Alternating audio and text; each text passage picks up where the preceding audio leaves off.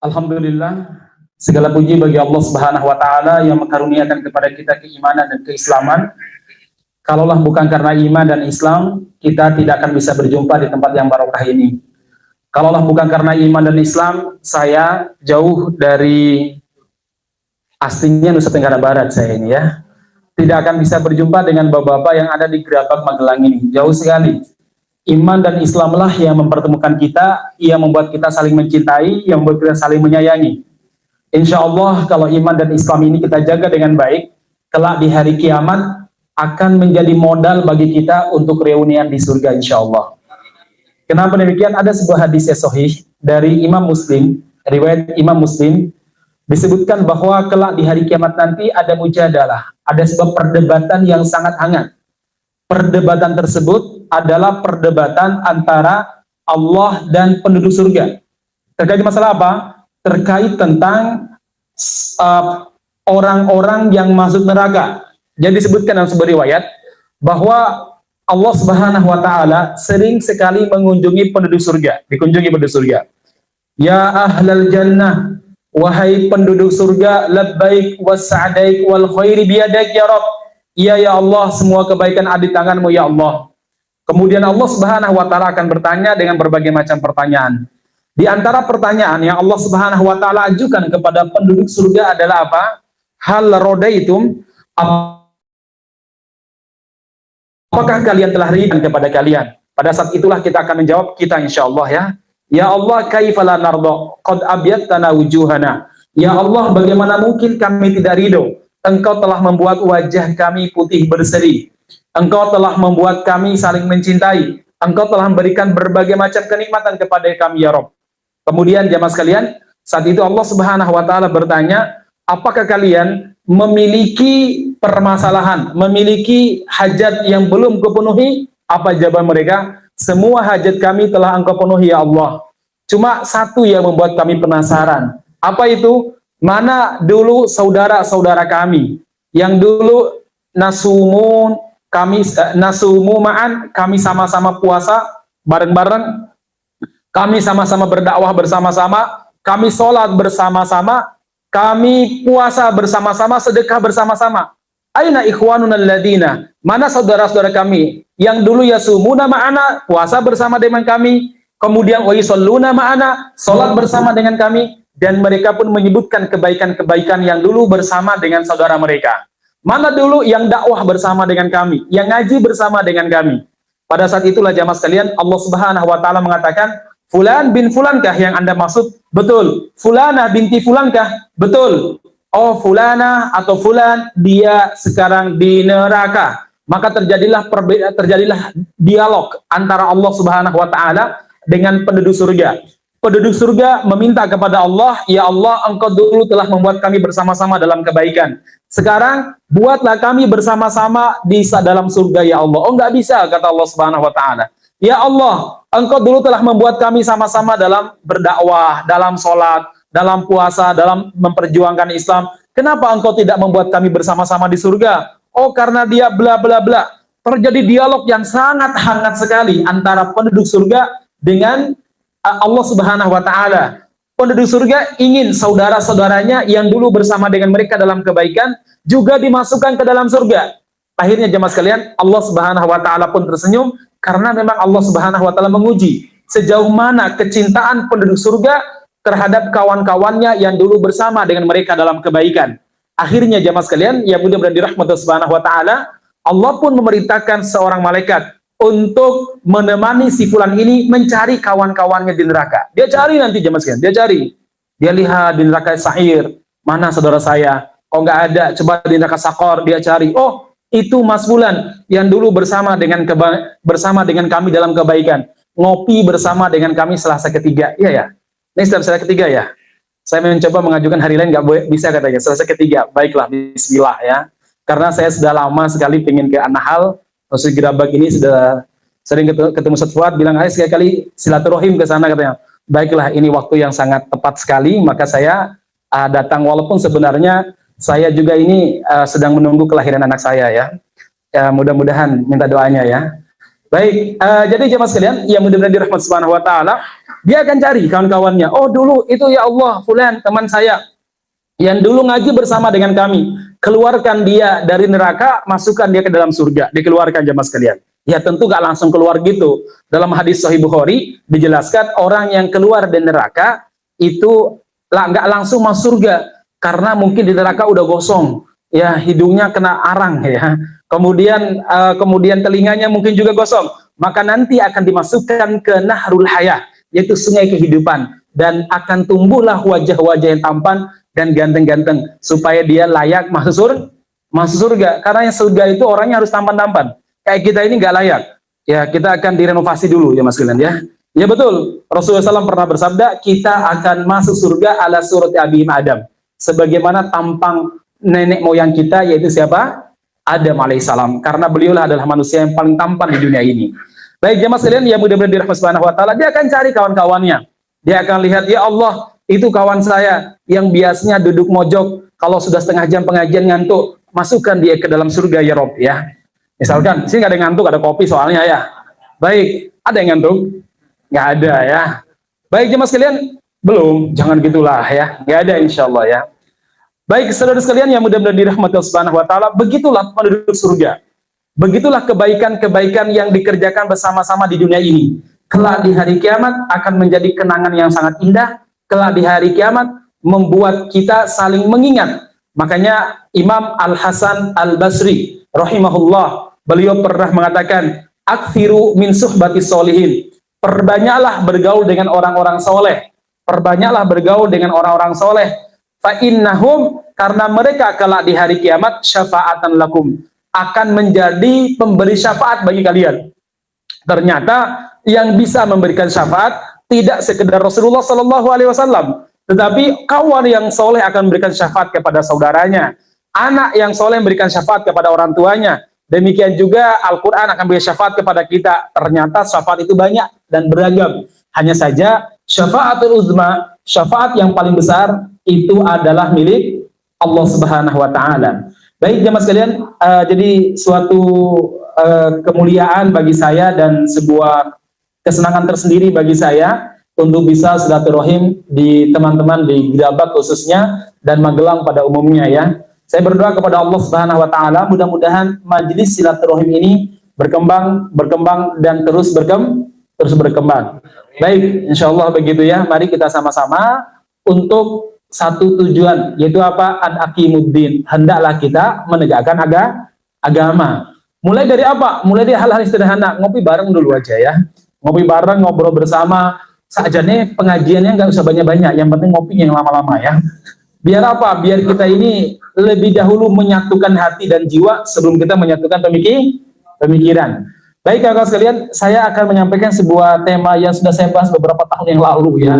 Ketika majalah saya masih ada, sekarang udah nggak ada majalahnya ya. Yaitu etika beda pendapat dalam mendakwahkan Islam. Jemaah sekalian, saya mulai dari sebuah kajian bahwa karakter syariat Islam, apapun syariatnya, baik syariat dalam dakwah, syariat sholat, puasa, jihad, amar ma'ruf nahi mungkar, tidak akan pernah lepas dari dua karakter ini, sawabit, dan yang kedua adalah nisbi ataupun mutagoyirat ya. Makanya ada salah seorang ulama kontemporer namanya Salah Sawi, beliau menulis sebuah buku At-Thawabit wal Mutagoyirat fil Amal Al-Islami ya, fi Masiril Amal Islami, yaitu perkara baku dan perkara nisbi dalam amal Islam. Bagus bukunya itu, kalau dikaji mungkin minta sama Sufat untuk dikaji ya, rutin. Saya kebetulan menjadikan buku itu sebagai pegangan dalam mata kuliah yang saya pegang, yaitu mata kuliah As-Siyasah Syariah, yaitu politik syar'i di Mat Ali ya, itu pakai buku itu ya. Ya satu semester aja sih, semester lain pakai buku lain. Baik jemaah sekalian, itu kembali Pak sampaikan, semua syariat pasti tidak lepas dari dua perkara ini.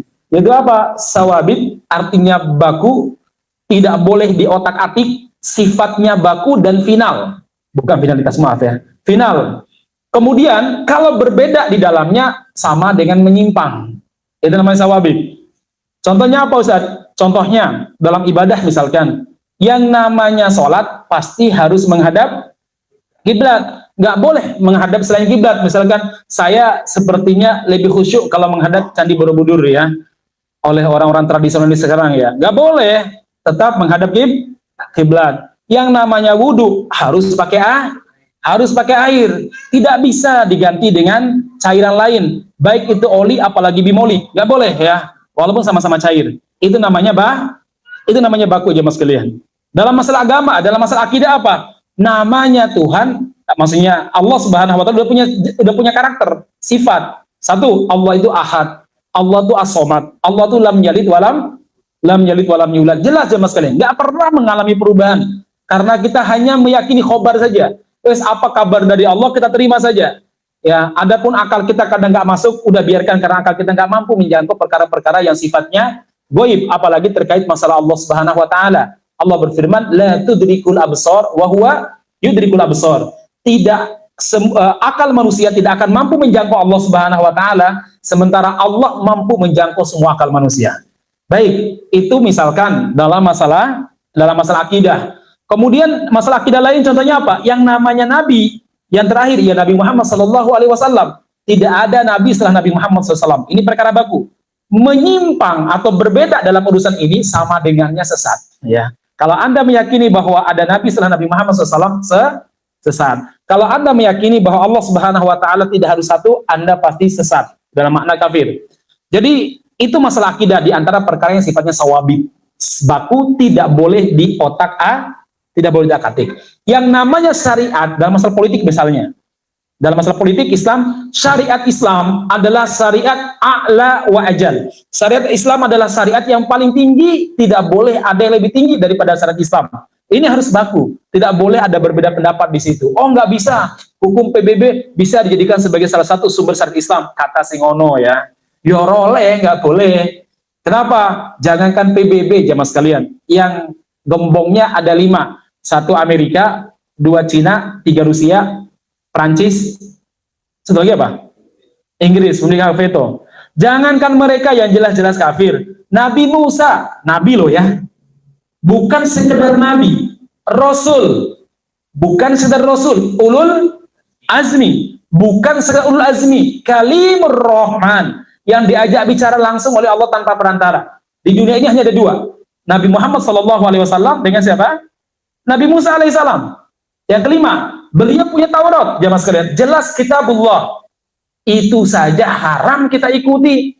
Rasulullah SAW pernah bersabda, "Lau kana Musa hayyan baina adhurikum." Andaikan Nabi Musa hidup di tengah kalian, sementara lalu kalian mengikuti Nabi Musa alaihissalam, wa taqtumuni, dan meninggalkan aku Muhammad sallallahu alaihi wasallam, la dhalaltum dhalalan ba'ida. Kalian pasti sesat sesat-sesatnya mengikuti Musa yang ada Tauratnya. Bagaimana gerangannya kalau mengikuti selain Musa? Bagaimana gerangannya kalau yang mengikuti Amerika, apalagi Ban Ki-moon misalkan ya, yang nggak pernah syahadat sama sekali. Jangan tanya mandi junub apa tidak, orang tahu junuban gitu ya. Baik masyarakat muslimin. Jadi inilah ya, ini perkara baku. Yang namanya syariat itu a'la, tidak boleh ada yang lebih tinggi daripada syariat Allah Subhanahu wa taala. Ini baku dalam urusan politik. Baku dalam urusan politik misalkan. Kalau baku dalam urusan dakwah apa? Jelas. Perkara pertama yang harus didakwahkan adalah tauhid, la ilaha illallah, walaupun cara menyampaikan mungkin dengan bahasa yang berbeda, tapi tema utama adalah la ilaha illallah. Ini adalah apa? Baku jemaah sekalian. Tidak boleh diotak-atik urusan ini. Tidak boleh diotak-atik. Contohnya, yang namanya tawaf, itu harus Ka'bah di sebelah kiri kita. Jangan, enggak, aku pengen sebelah kanan, tabrak sama lainnya ya. Yang namanya tawaf, jumlahnya cuma 7 kali. Mulai dari Hajar Aswad dan berakhir di Hajar Aswad. Jangan karena, wah enggak, saya atlet biasa keliling gunung misalkan ya. Maka dia tawafnya berapa? 15 kali, oh enggak sah malahan ya. Baik ya mas, itu namanya baku. Nah, perkara baku itu ada yang sifatnya nisbi ataupun mutaghayirat ya. Apa itu nisbi? Sesuatu yang ada ruang untuk berbeda pendapat. Banyak sekali, terutama urusan dakwah. Urusan dakwah. Kira-kira Anda mau Ustadz harus pakai gamis atau mungkin gayanya kayak Ustadz Hanan At-Taqi ya, dengan gaya anak mudanya. Masya Allah, beliau itu berbuat seperti itu bukan karena ikut latah, Tapi memang beliau betul-betul ingin menyampaikan Islam sampai kepada ubun-ubun anak muda. Saya dengar cerita beliau itu begitu pulang dari Mesir. Beliau ini mengkaji dunia remaja sampai kurang lebih 3 tahun katanya. Ya, beliau sampai latihan skateboard, beliau latihan macam-macam supaya bisa dekat dengan anak muda, supaya dakwah itu sampai di anak muda. Luar biasa. Atau yang gayanya mungkin kayak habaib misalkan ya, silakan. Itu sifatnya apa namanya? Sifatnya mutagayyirat. Atau gayanya kayak kita misalnya, silakan. Atau gayanya sama kiai, silakan. Itu mutagayyirat ya. Dan masih banyak perkara-perkara lain sifatnya mutagayyirat. Ya, contoh dalam politik, lebih banyak lagi dalam politik ya. Dengan siapa harus bersinergi, kemudian dengan siapa harus membangun aliansi, dengan siapa harus memutuskan aliansi, semuanya sifatnya mutagayyirat. Contohnya Cina misalkan dengan Afghanistan tuh Masya Allah jihadis, tapi tetap mereka bekerja sama dengan Cina, kerjasama juga dengan Turki, kerjasama dengan macam-macam. Itu namanya politik. Ya, banyak yang sifatnya mutagayyirat. Di situ tidak ada perkara yang sifatnya baku. Ada sih, tapi tidak begitu banyak dalam urusan politik, jamaah sekalian. Nah, dalam masalah dakwah, demikian juga dalam masalah jihad, demikian juga dalam masalah amar ma'ruf nahi mungkar, demikian juga dalam merubah kemungkaran, banyak sekali yang sifatnya mutagayyirat. Anda mau pendekatan lewat apa? Selama tujuan Anda benar dan tidak melanggar syariat, maka itu bagian daripada apa? Ya, dakwah. Baik, bisa dipahami dulu terkait masalah ini? Ya, artinya apapun harokahmu, apapun ormas Anda, selama kita dalam sawabis kita sama, dalam mutagayyirat kita saling toleransi, maka sesungguhnya sebenarnya kita ini bersaudara. Baik, jemaah sekalian yang mudah-mudahan dirahmati Allah Subhanahu wa taala. Kalau sudah, sekarang kita masuk pada, saya sampaikan bahwa perbedaan di kalangan umat Islam itu realitas yang tidak bisa terhindarkan. Realitas yang tidak bisa dihindarkan. Jangankan kita yang jauh dari fase kenabian, sahabat hidup di zaman Nabi, berbeda pendapat itu sering terjadi. Antara Abu Bakar sama Umar, sering banget terjadi perbedaan pendapat. Sampai Abu Bakar pernah ngomong sama Umar, Umar, keinginan kamu cuma satu, ingin selalu berbeda dengan saya. Kata siapa? Kata Abu Bakar kepada Umar bin Khattab radhiyallahu anhu. Ya. Dua-duanya sahabat yang sangat mulia. Pernah nggak mereka bertengkar? Pernah. Jadi jangan dikira keharmonian sahabat itu menyebabkan mereka tidak pernah bertengkar. Sesekali tengkar ya wajar. Iya. Sekali berbeda pendapat ya wajar. Pernah suatu waktu Abu Bakar sama Umar ini bertengkar. Dua-duanya sahabat Nabi, dua-duanya mertua Nabi, dua-duanya sahabat yang paling agung. Sampai Nabi Muhammad SAW pernah bersabda, "Iktaduni bihadainir rajulaini min ba'di Abi Bakar wa Umar." Kalau kalian tidak menemukan aku, mungkin aku telah wafat, maka ikutilah Abu Bakar dan Umar. Walaupun demikian, mereka pernah kok berbeda pendapat sampai bertengkar. Akhirnya apa? Abu Bakar minta maaf, Umar ogah memaafkan Abu Bakar. Ya, sampai berkali-kali Abu Bakar minta maaf, Umar pokoknya nggak mau. Akhirnya Abu Bakar pergi berjumpa dengan Rasulullah SAW. Nabi melihat wajah Abu Bakar yang ada masalah, beliau paham. Ini kepekaan seorang pemimpin. Ini anak buah saya lagi ada masalah ya. Dilihat dari apa? Dilihat dari wajahnya. Itu penting.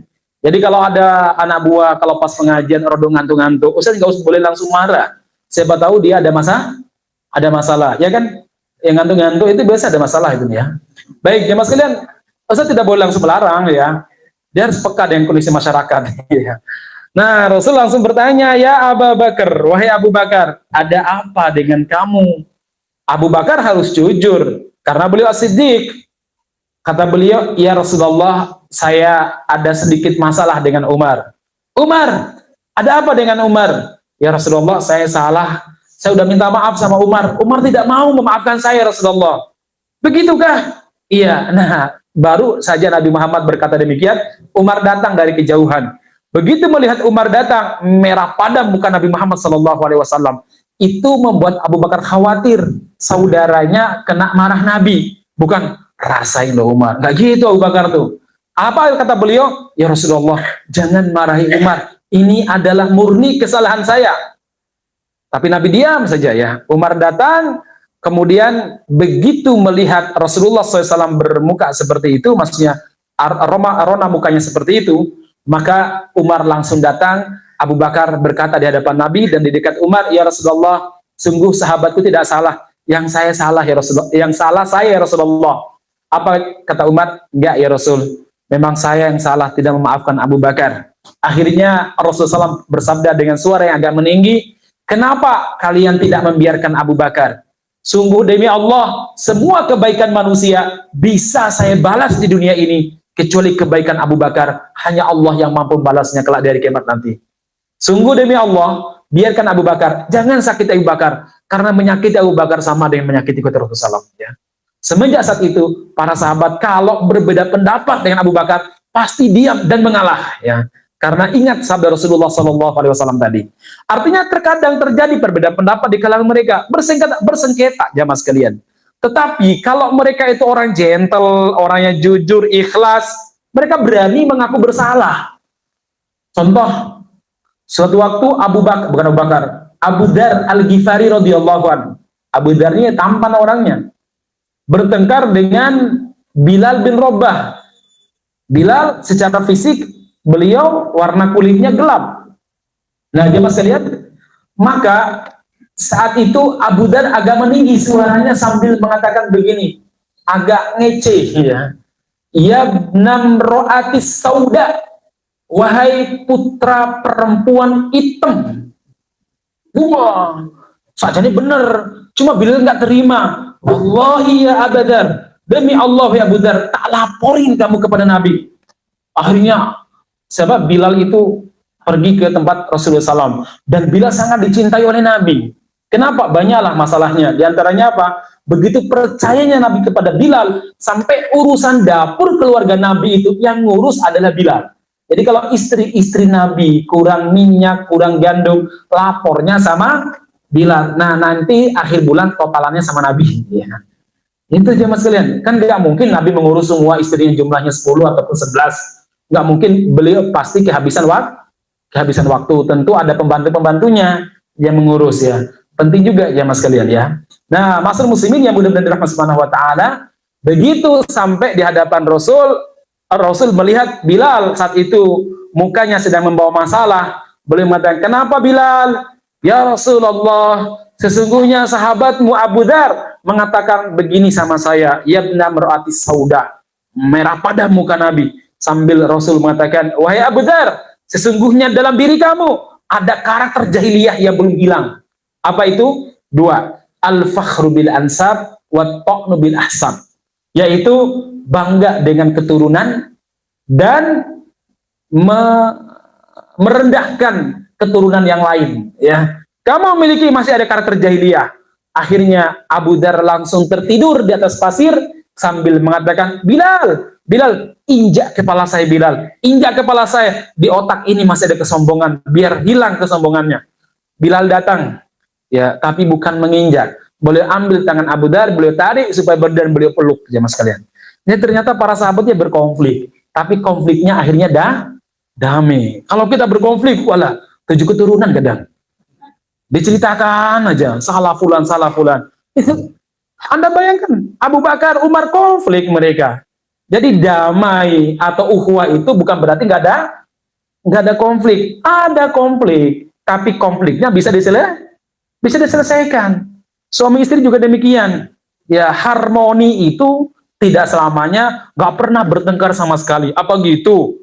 Nggak ada rumah tangga kayak gitu. Ya nggak Pak? Nggak ada. Ibu-ibu berani ngaku nggak? Nggak ada ya. Jangankan kita, sekelas rumah tangga Nabi jemaah sekalian. Konfliknya diabadikan dalam Al-Quran. Ya, diabadikan. Kalau kita berpikir, aib. Ya. Diabadikan dalam Al-Quran konfliknya. Mulai dari konflik, apa itu? 1, istri-istri Nabi minta kenaikan uang belanja. Ternyata kalau istri kita minta kenaikan uang belanja, wajar Pak. Masa minta sama bapaknya? Minta sama kita kan? Yang nggak wajar itu kalau istri nggak paham kalau suami nggak punya duit. Ya. Itu yang nggak wajar ya. Udah dibilang nggak punya masih nuntut, ini nggak wajar ya. Paham Bu ya? Ibu-ibu nggak salah minta kenaikan gaji kepada bapak, betul nggak Bu?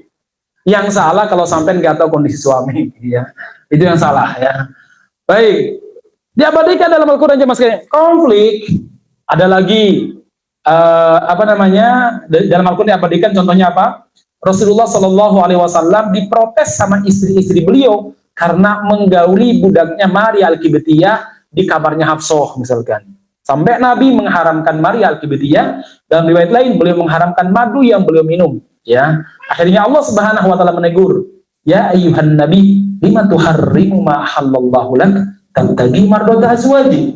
Wahai Nabi, kenapa kamu mengharamkan yang halal untukmu untuk menyenangkan istri-istrimu? Gak boleh ya. Jadi jemaah sekalian, konflik itu bukan wajib, wajar. Apalagi kita lahir dari keluarga yang berbeda, lahir dari pendidikan yang berbeda, dari harokah yang berbeda, wajar. Yang gak wajar itu kalau Anda tidak menyelesaikan dengan baik. Jadi ada perbedaan, wajar jemaah sekalian.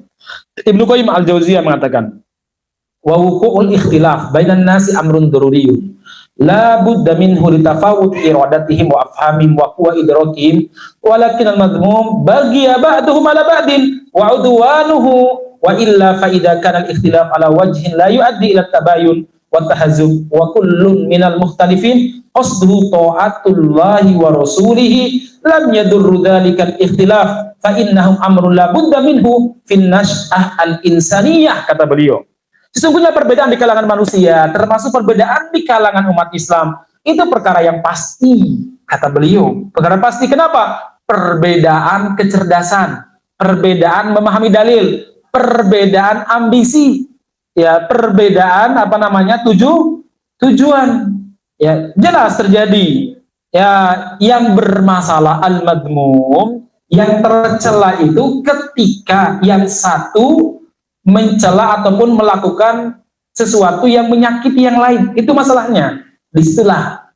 Kalau tidak, nggak masalah, kata beliau. Selama tujuan mereka taat kepada Allah dan Rasulnya. Lama nih, tidak ada masalah. Baik jemaah sekalian yang mudah-mudahan dirahmati Allah Subhanahu wa taala, ini kalimat Imam Ibnu Qayyim Al-Jauziyah rahimahullah. Kita sekarang masuk pada kenapa terjadi perbedaan pendapat. Banyak sebenarnya, tapi saya baca aja ya. Saya nggak semuanya, tapi saya baca sebagian saja. Satu, kenapa terjadi perbedaan pendapat di kalangan harokah yang ada? Saya tidak berbicara perbedaan pendapat di kalangan para ulama fikih, karena itu masuk dibahas oleh para ulama fikih. Kenapa saya dan antum sama-sama Syafi'i misalkan, atau sama-sama Hambali, kok bisa berbeda pendapat? Ya, baik ya mas. Satu, tidak adanya jamaah muslimin sebagai pemersatu umat. Ini penting. Kalau kita tidak punya pemimpin, memang begini kondisinya. Ya, masing-masing merasa paling berhak. Makanya jemaah sekalian, adanya pemimpin Islam, entah bernama amir atau bernama khalifah atau apapun namanya, maka itu akan menghilangkan perbedaan. Ya, tapi kalau tidak ada khilafah atau tidak ada jamaatul muslimin atau tidak ada pemimpin, maka perbedaan itu pasti ada sampai ada pemimpin nanti. Wajar jemaah sekalian, ya. Tadi saya bilang, jangankan kita yang hidup sekarang, dulu para sahabat, Anda bayangkan, sama-sama mendengarkan dalil dari Nabi, tapi berbeda dalam memahaminya. Contoh jemaah sekalian, suatu waktu Rasulullah Shallallahu Alaihi Wasallam sehabis perang Ahzab, perang melawan pasukan sekutu, beliau pulang ke rumah. Begitu sampai rumah, tiba-tiba Jibril turun, Jibril alaihissalam. Apa kata Jibril? Ya Muhammad, kamu meletakkan pedangmu, sementara para malaikat belum meletakkan pedangnya. Ada apa ya Jibril? Allah memerintahkan kamu kepung Bani Quraidah yang telah berkhianat.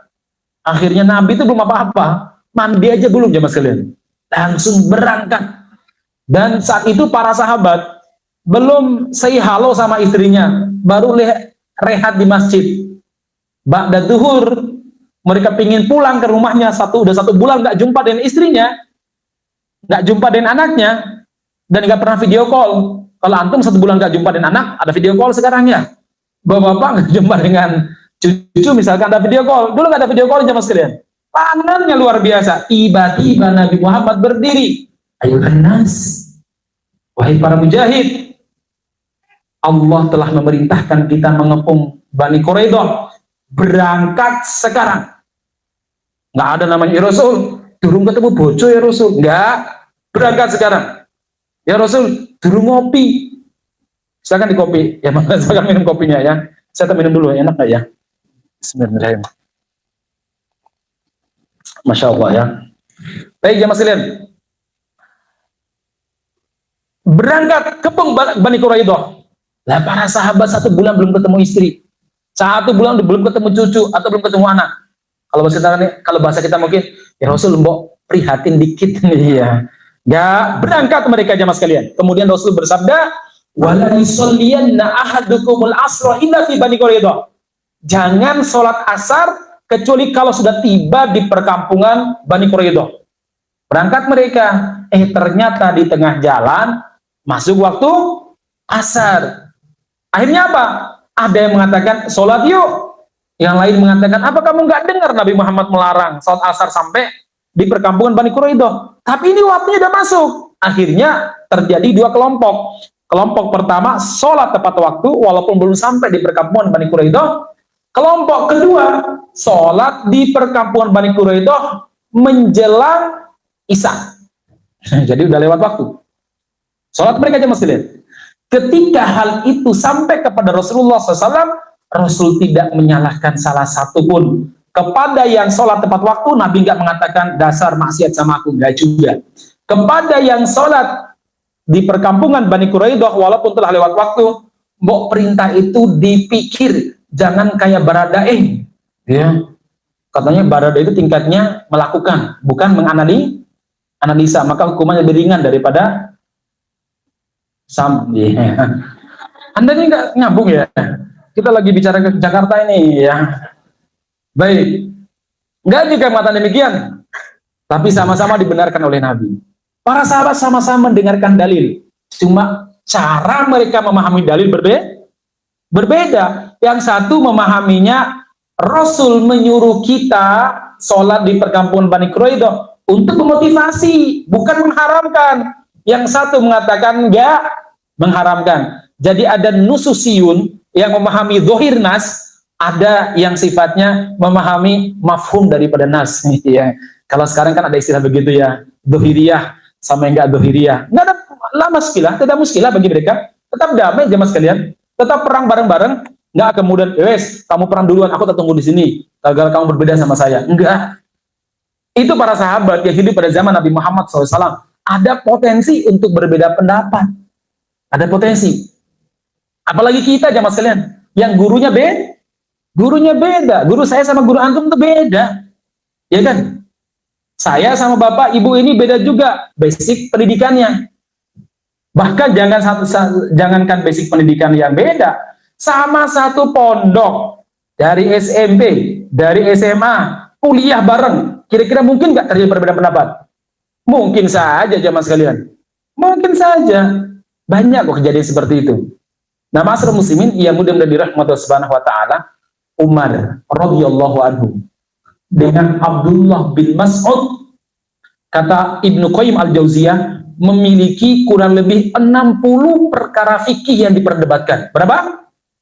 60. Muhammadiyah sama NU paling berapa? Yang satu hisab, yang satu ru'yah dalam masalah penentuan bulan. Tapi dalam masalah rokok, yang satu hisab, yang satu tanpa hisab. Ya. Kembali. Baik, jamaah sekalian. Apalagi urusannya? Yang satu pakai nawa itu, yang satu tidak pakai nawa itu. Yang satu pakai kunut, yang satu tidak pakai kunut. Udah berapa? 3. Apa lagi, Pak? Nggak ada ya? Susah nyarinya perbedaan ya. Nah, jamaah sekalian, para Umar dengan Ibnu Mas'ud, berapa tadi kata Ibnu Qayyim? 60 lebih. 60 lebih jamaah sekalian. Banyak nggak? Banyak banget. Tapi kenapa Umar dengan Abdullah bin Mas'ud bisa saling berpelukan? Karena mereka lebih mengeksploitasi kesamaan daripada mengeksploitasi perbedaan. Masih banyak kesamaan mereka dibandingkan 60 permasalahan fikih yang mereka perdebatkan. Masih banyak jamaah sekalian. Maka ketika Umar ketemu Abdullah bin Mas'ud, beliau akan berdiri sambil menyambut, ahlan ya kanzal ilmi, selamat datang wahai perbendaharaan ilmu. Abdul bin Mas'ud begitu melihat Umar bin Khattab radhiyallahu anhu, beliau mengatakan, ahlan ya Amirul Mukminin, ya sahabat Rasul, ya. Berpelukan mereka, enggak mengatakan assalamualaikum. Ya, sekarang ada kan sebagian teman-teman kita seperti itu. Oh, saya itu digituin juga sering kali soalnya ya. Ya dicuekin gitu. Saya dulu punya tetangga. Kalau saya salam itu, ya tetangga beda RT sih ya, dari Semanggi sana, Solo ya. Kalau saya salam, kayaknya nggak dengar salam saya. Saya dalam hati, saya ini suka usil kadang gitu ya. Udah, tak cari tempat yang ramai, tak salam dengan suara keras. Ya, begitu dia lewat, saya naik motor saya itu ya. Assalamualaikum akhi, saya bilang gitu ya. Iya, waalaikumsalam ya. Terpaksa juga dia jawab ya. Nggak masalah gitu ya. Ada juga saya dulu di Semanggi itu punya rutinitas, pokoknya habis sholat subuh, kalau saya nggak keluar kota, 1-2 ayat tafsir, biasanya pakai tafsir Ibnu Katsir. Alhamdulillah, sehari 1 ayat, kadang 2 ayat, itu ya sampai surat Al-An'am, Taubah dulu ya. Ya rutin ya, pelan-pelan begitu ya.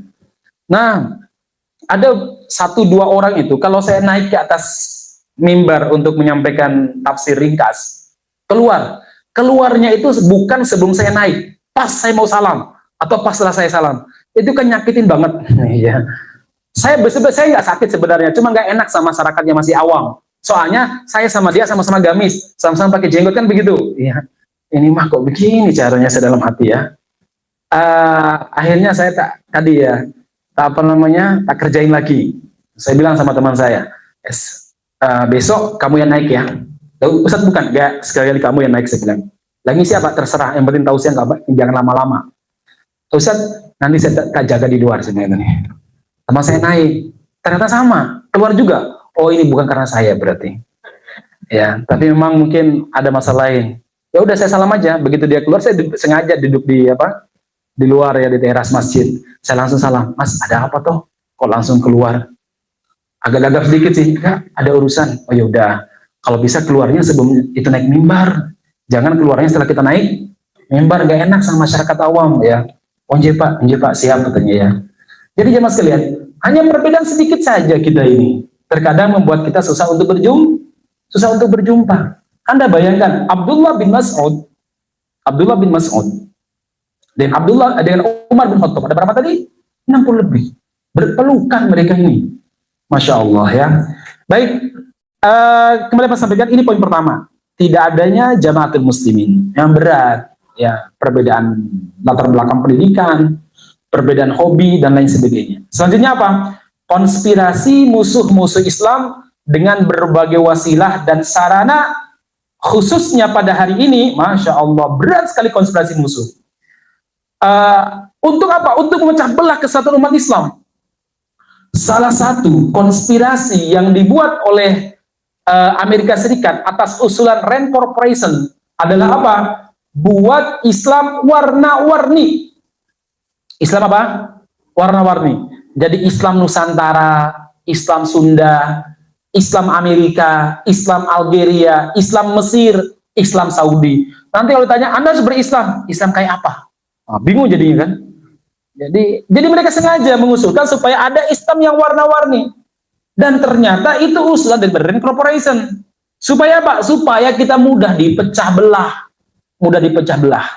Maka jemaah sekalian, yang mudah-mudahan dirahmati Subhanahu wa taala, Allah mengingatkan, "Inna hadhihi ummatukum ummatum wahidah wa ana rabbukum fa'budun." Kata Allah, umat Islam itu satu. Enggak ada perbedaan. Satu umat Islam itu, konsep ummah itu ummatun wahidah. Wa ana rabbukum, aku adalah Rabbmu. Aku adalah sesembahanmu, maka beribadahlah kepadaku. Nah, dibuat Islam warna-warni, Pak. Yang lebih parah lagi, Cherry Bernard, salah seorang feminis yang sangat anti dengan Islam, dia pernah melakukan sebuah penelitian dalam sebuah tulisannya di Rand Corporation. Dia menulis, jadi begini, kenapa saya sebut ini begini, Amerika itu negara 1001 think tank. Ya. Jadi banyak proyek pemikiran, proyek apapun biasanya sering diswastakan, Pak. Diswastakan ya. Ya, proyek apa diswastakan. Hatta perang pun Amerika tuh pakai tentara bayaran, Blackwater yang kemarin banyak melakukan kejahatan di Irak itu sama Afghanistan. Itu kan Blackwater. Makanya ketika Amerika mau dibawa ke pengadilan Den Haag, Belanda misalkan, karena kejahatan, nggak bisa. Kenapa? Yang berbuat bukan tentara reguler, tapi apa? Tentara bayaran, Blackwater. Jadi Amerika itu sering menswastakan apapun kerjanya. Banyak, jamaah sekalian. Nah, termasuk dalam masalah melakukan pengkajian strategis. Salah satunya, ada salah satu lembaga swasta yang sangat berpengaruh dalam ini. Namanya Rand Corporation. Dulu dipimpin oleh seorang namanya Thierry Bernard. Dia pernah melakukan penelitian terhadap Islam. Lantas dia menyimpulkan Islam itu ada 4 kelompok kategori. Islam radikal, Islam tradisional, Islam sekuler, dan Islam moderat, dia bilang. Jadi bukan Hambali, Hanafi, Maliki, Syafi'i, Hambali. Enggak, dia enggak pakai itu. Ya. Apa dia bilang? 1, radikal. Dia definisikan sebagai apa? Mereka yang anti dengan nilai-nilai barat dan punya keinginan Islam kafah. Islam itu harus 100%. Mulai dari urusan ibadah sampai tata aturan pemerintah. Kafah namanya.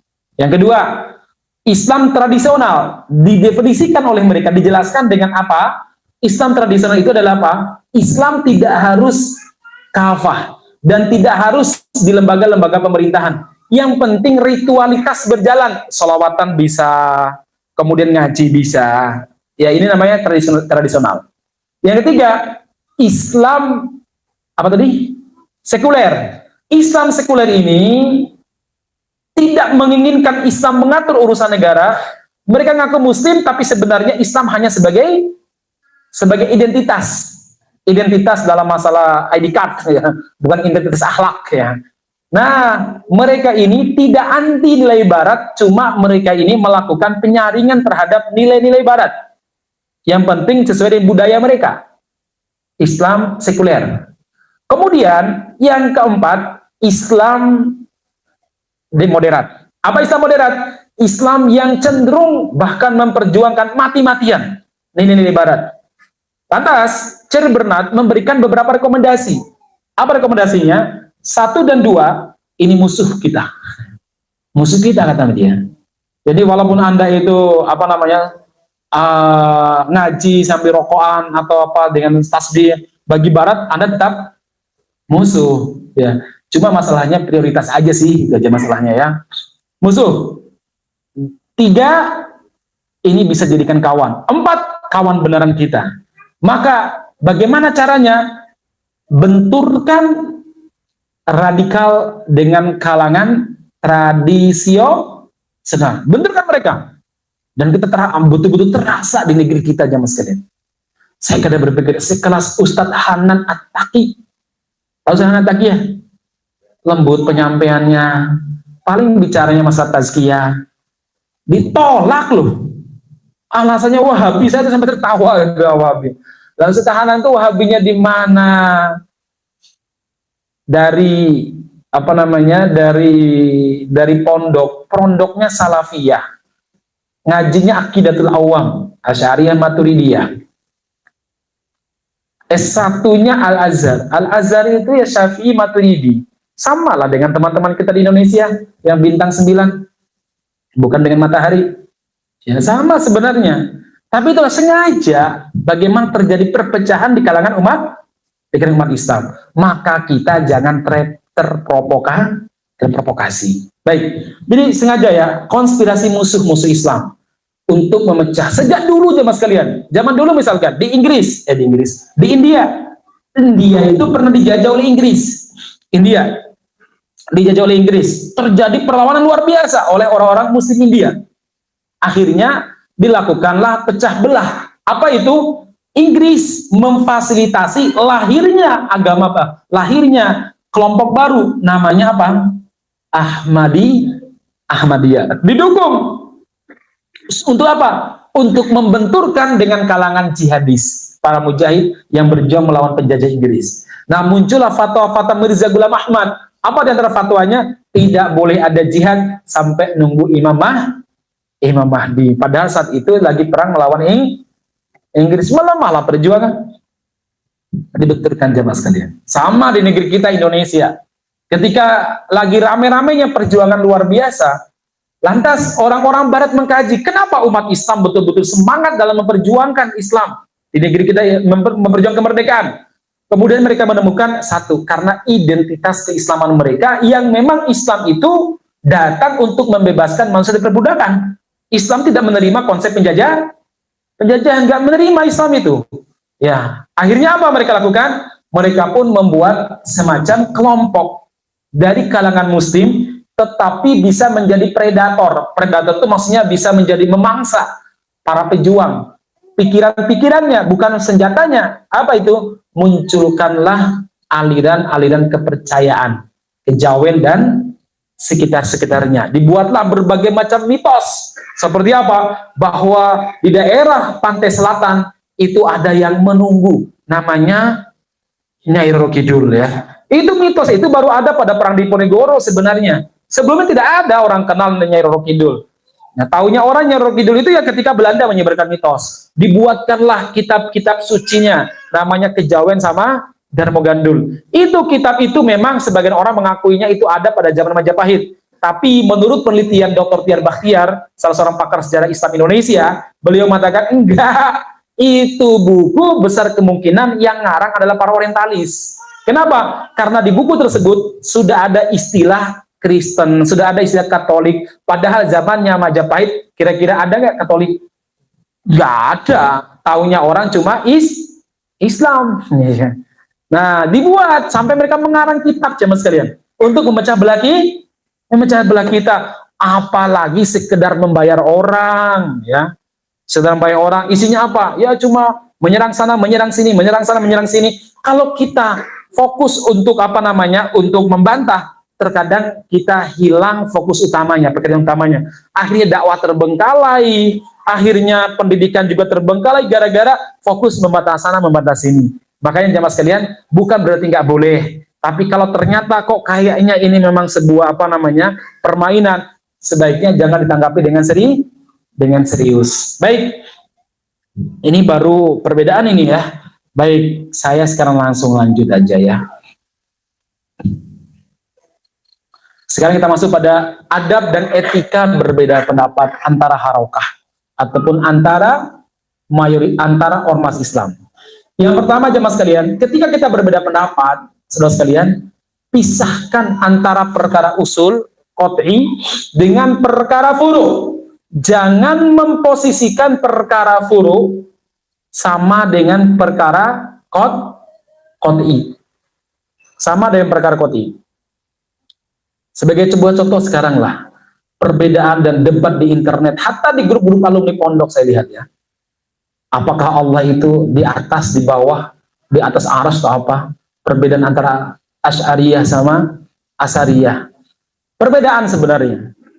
Kalau saya melihat perbedaan-perbedaan seperti ini, ya walaupun saya sosok tanggapi, tapi begini, sekarang begini, apakah ada pengaruh kalau meyakini Allah di atas arsy masuk neraka, kalau tidak meyakininya masuk neraka juga? Atau bagaimana? Ya sudah, kalau itu sudah ikhtilaf di kalangan para ulama, diam saja. Kenapa? Karena hari ini kita punya permasalahan lebih besar daripada permasalahan itu. Apa itu? Tatbiqus syariah, menegakkan syariat. Kalau dulu para ulama berbeda dalam masalah itu sampai mereka bantah-bantahan ya terkait masalah itu, wajar menurut saya. Kenapa saya sebut wajar dan tidak wajar untuk zaman kita sekarang? Pada zaman dulu Islam tegak, yang berlaku syariat Islam. Kemudian para ulama mereka dilindungi oleh para sultan. Saat itu musuh-musuh tidak begitu berani mengotak-atik negara-negara kaum muslimin. Sehingga kalau terjadi perbedaan di kalangan mereka, itu tidak mempengaruhi kekuatan umat. Mereka tetap berjihad. Sebagaimana Syekhul Islam Ibnu Taimiyah rahimahullah, malamnya debat dengan kalangan Asy'ariyah. Debat, saling tulis, bantah-membantah. Pagi harinya, sama-sama minggul senjata, sama-sama membawa pedang, bertempur melawan tentara Tartar. Unik sebenarnya. Nah, jadi begini jemaah sekalian. Dulu perbedaan pendapat di kalangan para ulama tidak mempengaruhi kemuliaan Islam. Mereka masih bisa menyerang orang-orang kafir, hukum Islam tegak. Lah kalau sekarang Anda berbeda pendapat, ya negara Anda belum memberlakukan dengan murni pelaksanaan syariat. kemudian ada orang-orang kafir kriminalisasi di mana-mana, kemudian macam-macam. Sementara Anda sampai gontok-gontokan bahkan saling mengkafirkan dalam urusan yang sebenarnya masih bisa ditoleransi untuk sementara. Nanti kalau udah Islam menang baru lanjutkan debat. Sekarang ayo bagaimana dakwah itu bisa berjalan. Tapi kadang terpancing sih gitu-gitu ya. Ya, terpancing kadang ya. Baik jemaah sekalian, itu dulu ya. Maka jemaah sekalian, Syekh Syangkiti mengatakan yang harus dilakukan dalam menyikapi perbedaan pendapat adalah mempertegas terlebih dahulu antara perkara usul dengan perkara furu. Jika perkara usul telah disepakati, maka menyelesaikan perkara furu akan lebih mudah. Seringkali perbedaan pendapat menjadi lebih dahsyat karena diskusi antara yang berbeda pendapat dimulai dari perkara yang diperdebatkan dan mengabaikan perkara yang menjadi kesepakatan bersama. Contohnya apa? Allah tidak sama dengan makhluknya. Sepakat nggak? Sepakat. Allah Maha Suci, sepakat nggak? Sepakat. Kita harus beribadah kepada Allah, sepakat nggak? Sepakat. Nah, apa yang kita perdebatkan? Ini misalkan. Yang satu mengatakan bahwa Allah tidak maksudnya Allah tidak di atas. Ya. Allah tidak di atas karena Allah itu tidak tidak berarah misalkan ya. Yang satu mengatakan enggak, Allah di atas. Buktinya firman Allah Subhanahu wa taala Ar-Rahman 'alal arsy istawa, bahwa Allah beristiwa di atas arsy. Ya udah. Nanti oh iya ternyata yang kita perdebatkan cuma ini toh. Yang lain masih banyak hal yang kita sepakati tentang Allah Subhanahu wa taala. Enak jadinya. Maka pahami dulu. Kita berbeda masalah apa sih? Kita sama-sama ingin menegakkan Islam nih. Ya. Yang satu melalui jalur politik parlementer, yang satu melalui jalur politik tapi non parlementer. Yang satu melalui dakwah murni, yang satu melalui udah. Kalau memang seperti itu berarti kita ini sebenarnya sama. Yaitu apa? Sama-sama ingin menegakkan Islam. Cuma jalan yang ditempuh berbeda. Maka jangan meremehkan saudara kita karena kita ini memilih salah satu jalan. Imam Malik itu ulama Ahlus Sunnah wal Jamaah, ahli hadis, imam madhab, faqihul muhaddits, seorang faqih ahli hadis, masya Allah. Beliau kayak Imam Ahmad bin Hanbal. Imam Ahmad itu faqih ahli hadis. Imam Malik juga demikian jamaah sekalian. Nah, suatu waktu beliau ini dikirimi surat oleh sebagian saudara-saudaranya yang fokus beribadah, berzikir-zikir di tempat-tempat sepi, naik ke gunung ya, orang-orang suluk lah ya. Nah, dikirimi surat, apa kata mereka? Wahai Syekh, udahlah sekali-kali kamu tinggalkan kesibukanmu bersama dengan manusia. Luangkan waktumu untuk menyendiri bersama Allah Subhanahu wa taala. Tinggalkan dakwahmu, ikutlah bersama dengan kami. Ya.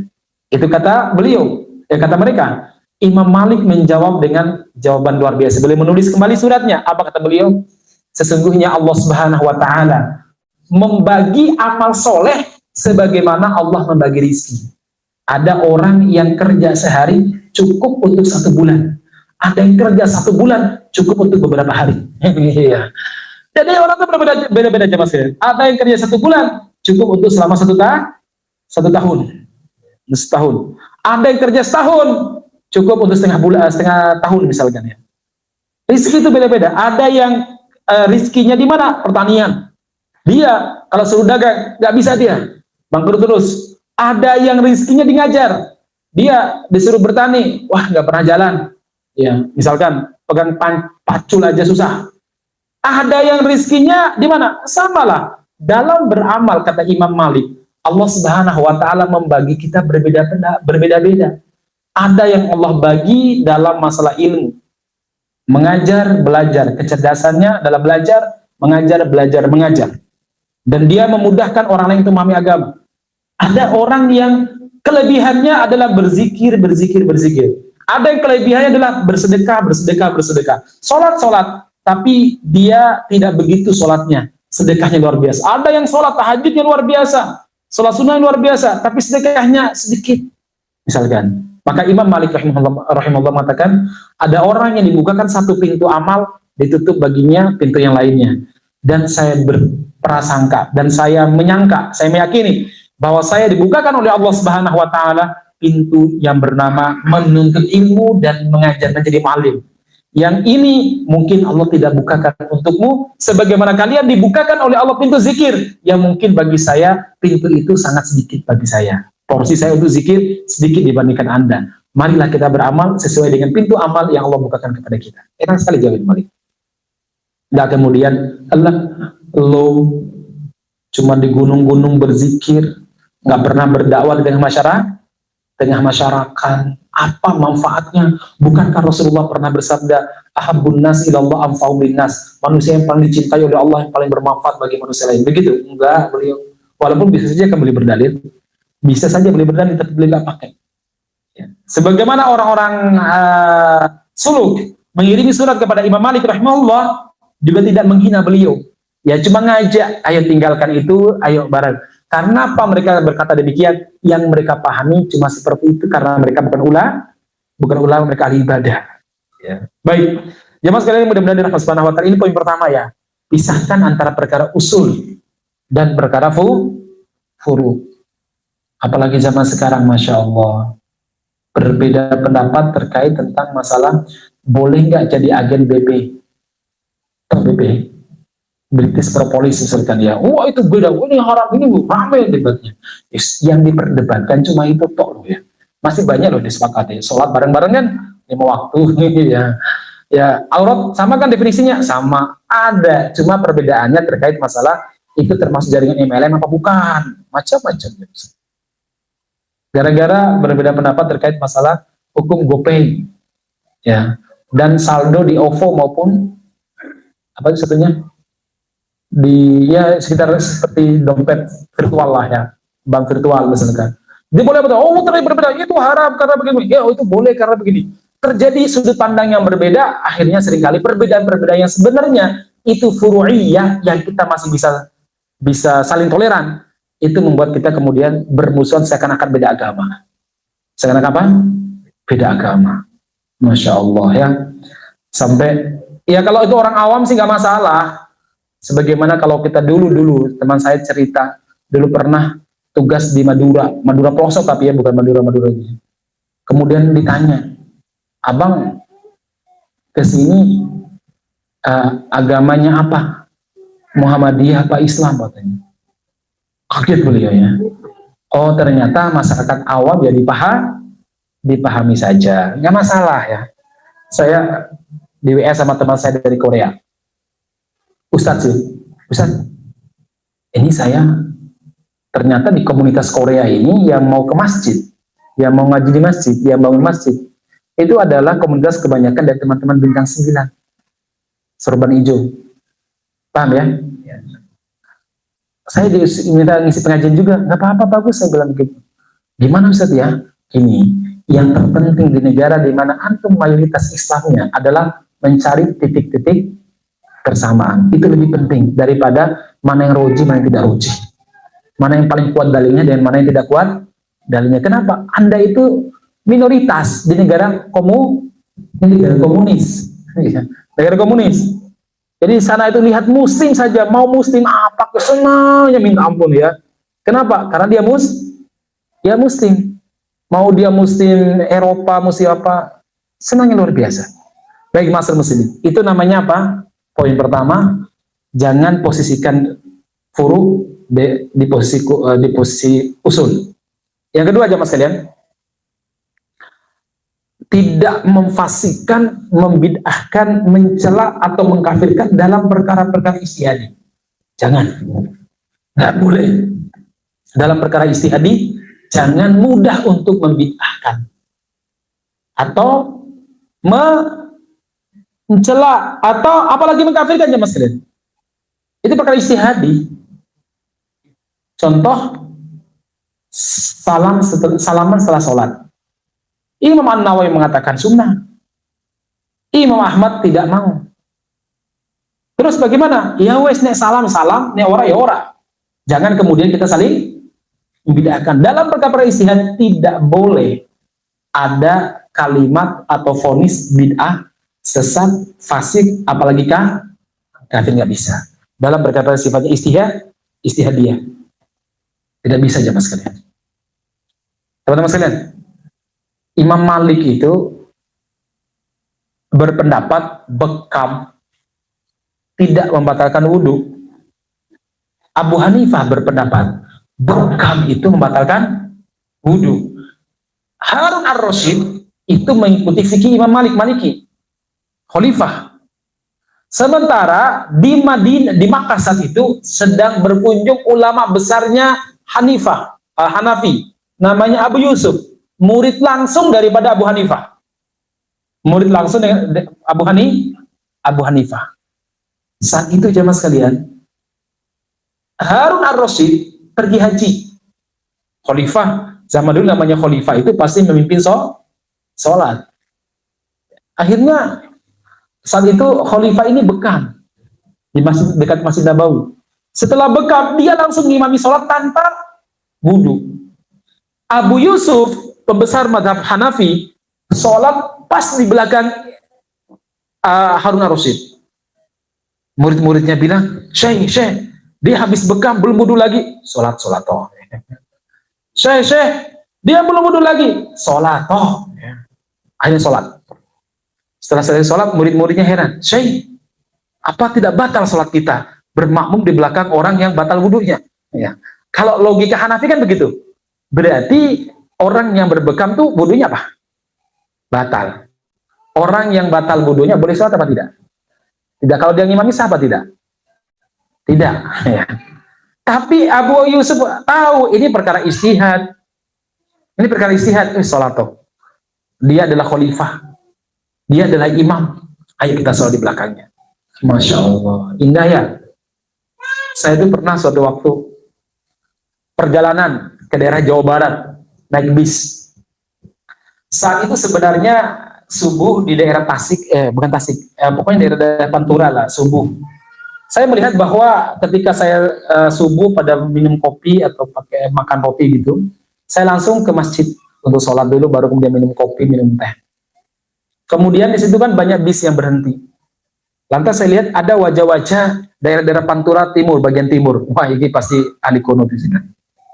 Lalu saya bilang begini, karena saya merasa tidak terbiasa kunut, walaupun sejak kecil saya kunut, bahkan kalau nggak kunut orang tua saya suruh ngulangi sholat saya. Kiai saya gitu, kiai saya begitu, suruh ngulangi sholat saya. Tapi setelah saya masuk pondok macam-macam, ya jadi nggak kunut lah gitu ya. Bukan berarti saya berdosa di pondok, enggak ya. Singkat cerita aja mas kalian, saya tahu, pasti mereka kunut. Ya udah, ketika sholat, saya minta mereka jadi imam. Udah, bapak aja jadi imam, saya bilang gitu. Mungkin mereka pakai karena lihat saya pakai rapi, baju koko, kayak kopian ya. Akhirnya mereka bilang, enggak mas mawon maju. Ya daripada dorong-dorongan sementara waktu berhenti sangat terbatas, saya maju. Ya namanya nggak terbiasa, ya lupa juga. Walaupun saya udah niatan pengen kunut sebenarnya. Ya lali ya, nggak terbiasa kok ya. Habis salam, mereka tiba-tiba berdiri, sholat lagi. Nah saya bilang, ngapunten pak, setelah sholat subuh nggak ada sholat sunnah. Saya bilang begitu ya. Setelah sholat subuh nggak ada sholat sunnah. Boten mas, niki boten sholat subuh, sholat sunnah. Tadi kan sholat apa pak? Sholat subuh. Loh, tadi barusan sama saja. Sampean boten kunut kok mas ya. Oh, jin. Monggo saya bilang. Padahal saya dalam hati kunut itu sunnah apa ya. Tapi nggak masalah. Maksud orang-orang awam tuh begitu jemaah sekalian ya. Makanya tidak boleh kemudian kita membid'ahkan atau memfasihkan dalam perkara-perkara yang sifatnya masih istihadiyah. Ziarah kubur misalkan.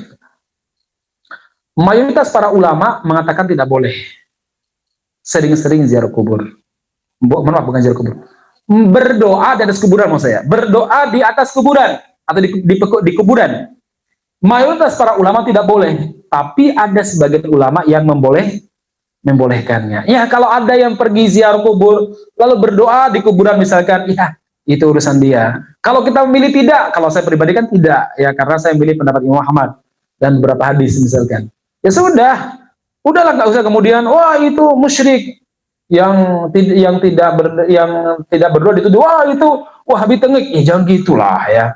Udah sama-sama. Sampean berdoa ya monggo, nggak berdoa ya monggo. Kenapa? Kita ini masih punya urusan lebih banyak daripada berdoa di kuburan. Apa itu? Wah, kita masih perlu menegakkan syariat. Banyak mbak-mbak belum nutup aurat. Saya suatu waktu tuh dari Ambon ke Jakarta naik pesawat. Itu ada para pramugari di depan itu. Saya pikir mereka itu non muslimah karena satu Ambon. Ya, yang kedua pakaiannya nyetrik ya gitu ya. Ya pakaiannya disobek kayaknya sampai atas tuh nih. Saya berpikir, ini bukan muslimah, apalagi dari Ambon, wajah-wajah Ambon kan begitu. Tiba-tiba begini, setelah beberapa 40 apa 45 menit sudah terbang gitu, terjadi turbulensi. Turbulensinya hebat banget dan saya baru kali itu merasakan turbulensi yang sangat kuat. Jadi pesawat itu kayak kehabisan, kayak mati gitu loh. Naik lagi terus lagi. Anda pernah nggak merasakan turbulensi seperti itu, Pak? Ya. Saya itu ya Allah tak pegangan sampai istighfar. Astagfirullah, astagfirullah, astagfirullah. Saya istighfar saat itu ya. Astagfirullah, ingat anak, ingat istri, ingat orang tua ya. Astagfirullah. Yang menarik bagi saya itu pramugari depan saya yang tadi saya anggap non muslimah. Itu istighfarnya khusyuk banget. Astagfirullah, Allahu Akbar. Ya Allah. Saya dalam hati ternyata muslimah. Yang kedua saya berpikir, ya Allah, ternyata turbulensi peristiwa itu lebih cepat membuat orang sadar daripada ustadz yang ceramah 1 jam 2 jam. Itu saya ceramah belum betul sih sifat kayak gitu ya. Saya berpikir oh wajar ya. Astagfirullah. Maksudnya begini, kita masih punya banyak kerjaan ya mas kerja. Masih ada saudara-saudara kita yang tidak suka dengan syariat, menganggap jilbab itu sebagai bentuk perbudakan terhadap wanita. Banyak sekarang. Saya kemarin baru lihat seorang perempuan lagi naik daun dia ini. Pakai jilbab, ya jilbab sih. Dia mengkritik jilbab. Jadi heran saya.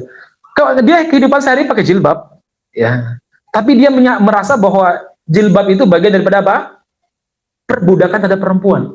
Ini orang sehat apa orang ini? Tapi followernya banyak banget. Videonya yang nonton jutaan. Nah, kita ini masih punya banyak PR-nya, Mas. Daripada sekedar berdoa di kuburan boleh apa tidak. Yang berkeyakinan kuat boleh, memang susah untuk diubah, udah gitu aja. Kenapa? Terus dari Mbah Bian ya kayak gitu nih ya. Dari Mbah Yai ya sukanya ikut ajak ke azazir kubur, kemudian berdoa di kuburan. Lah kita disuruh gitu ya susah. Lah kenapa? Memang sejak dulu kita nggak pernah diajarin gitu maksudnya. Susah. Saya itu beberapa kali ngisi sama para habaib. Orang-orang terutama di Jawa Timur beberapa kali saya ngisi itu datang begitu tahu habaib cium tangannya, dicium berkali-kali. Loh saya itu nggak bisa cium gitu ya. Kenapa? Saya nggak terbiasa. Ya paling saya itu nunduk dikit gitu aja gitu ya. Nggak sampai kemudian cium-cium tangan seperti itu. Walaupun para ulama memperbolehkan mencium tangan para ulama, tapi nggak terbiasa karena di pondok dulu dibiasakan ustadz sama murid itu ya akrab ya sambil makan bersama ya. Dulu begitu, memang susah karena kebiasaan ya mas kalian. Maka tidak boleh vonis bid'ah, fasik maupun kafir dalam perkara-perkara yang sifatnya ijtihadi. Imam Sufyan Ats-Tsauri rahimahullah, jika kamu melihat seseorang yang beramal dalam urusan ijtihadi dan kamu berbeda pendapat dengannya, maka janganlah kamu melarangnya. Baik, ketiga, membangun kenyamanan bagi saudara muslim. Ini penting. Jadi seringkali yang membuat orang berbeda pendapat karena nggak merasanya nyaman. Sampai jam berapa sih? 11. Kopinya masih banyak loh.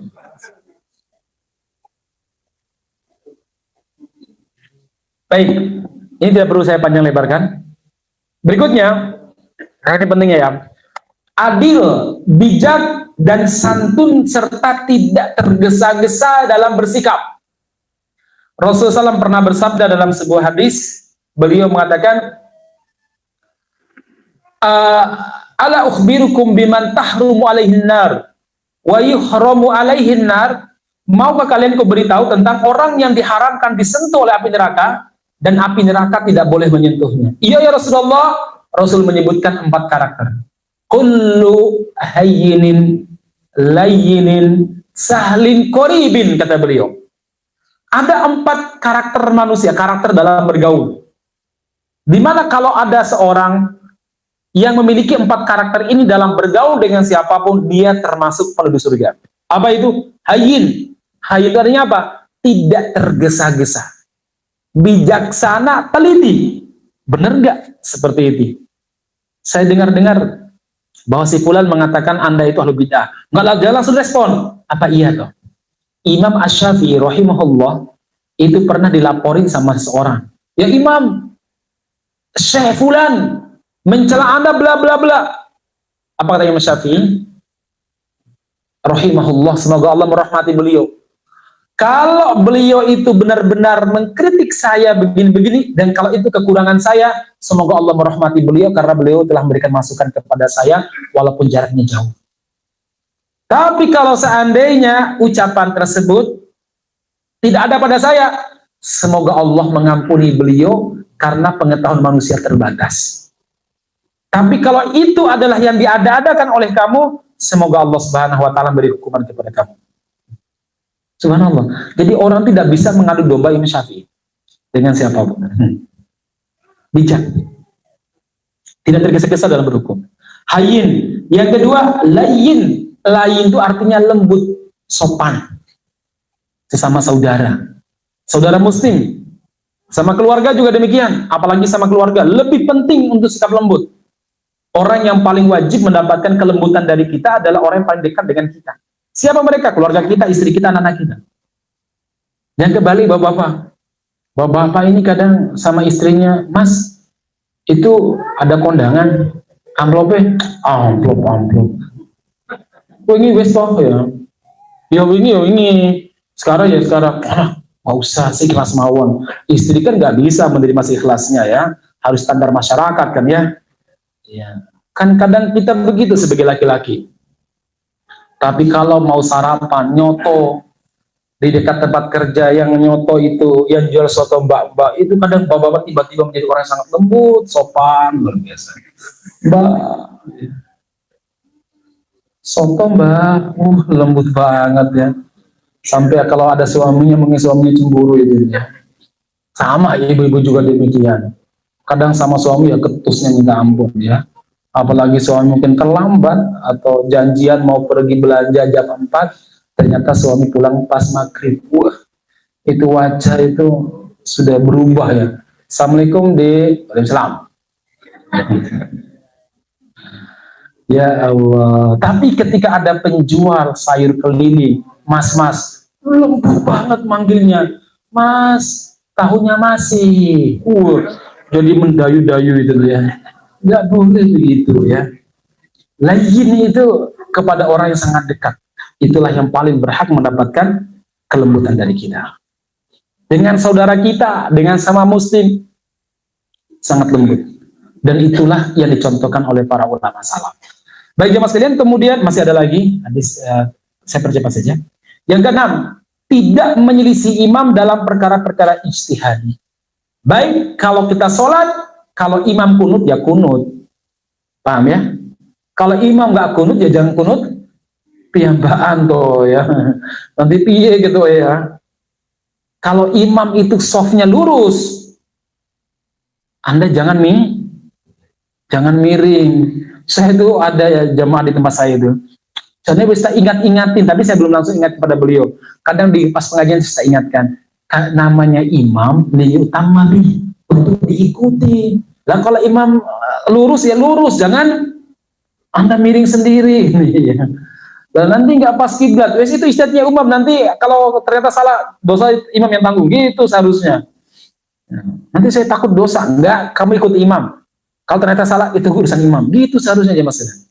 Ini masa berbeda dengan imam. Jadi kalau sujud itu dengan jamaah sampainya hampir tabrakan kepalanya, berbenturan itu. Bilang.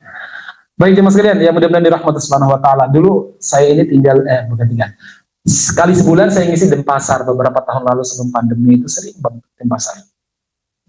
Di sana itu ada sebuah masjid, alhamdulillah udah selesai. Awal-awal saya masuk di sana, masjid itu karpetnya sering berubah, Pak. Jadi kalau yang duluan masuk adalah takmir tua, itu digeser lurus. Tapi kalau yang masuk adalah takmir muda yang baru semangat ngaji, itu dimiringkan. Jadi itu karpet sering berubah. Tergantung siapa dulu yang masuk ya. Subhanallah. Sampai saya suatu waktu ngisi pengajian di situ, yang ngundang takmir muda. Jam 11, pokoknya 30 menit sebelum adzan, saya dipaksa untuk berhenti. Segera hentikan. Kenapa? Kita nggak sholat di sini. Nah kenapa? Pokoknya nggak boleh sholat di sini. Saya nggak tahu awalnya ya. Akhirnya saya sholat di luar. Saya lihat wajah takmir yang tua, sepuh-sepuh tuh nggak enak sama saya tuh. ada apa sebenarnya? Setelah itu saya nanya, ada apa mas? Itu softnya kurang sesuai dengan Ka'bah ini, kurang tepat dengan Ka'bah. Oh begitu, begini-begini. Mau nggak saya jelaskan suatu ilmu? Kemudian ngobrol. Awalnya nggak terima. Saya bilang, ya kalau kita jauh dari Ka'bah, para ulama dan miring 25 derajat pun itu masih sah, kata Syekh Utsaimin. Kalau jauh dari Ka'bah loh, kayak Indonesia ini. Tapi memang yang paling bagus adalah tepat. Tapi kalau antara tepat sama tidak tepat, ada ruang toleransi. Yang paling penting bersama-sama tidak pecah belah, itu yang paling penting. Ya, mungkin miringnya nggak begitu banyak. Ya, sebagaimana tidak lurus banget ya. Biar apa? Biar kemudian takmir tetap akur. Yang penting itu akur, saya bilang gitu. Syariat Islam ini datang untuk membuat kita itu akur.